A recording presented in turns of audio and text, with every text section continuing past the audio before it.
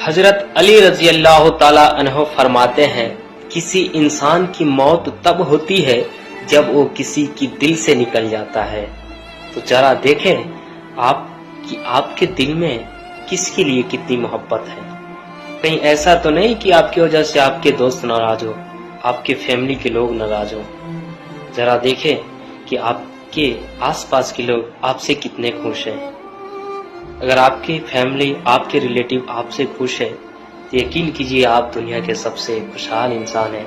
اس لیے کہ جو انسان کسی دوسرے کے لیے بھلائی کرتا ہے, اور علی رضی اللہ تعالیٰ عنہ پھر فرماتے ہیں کہ جو انسان کسی دوسرے کے لیے دعائیں دیتا ہے یا دعائیں کرتا ہے اسے خود کے لیے دعا کرنے کی ضرورت نہیں ہوتی ہے.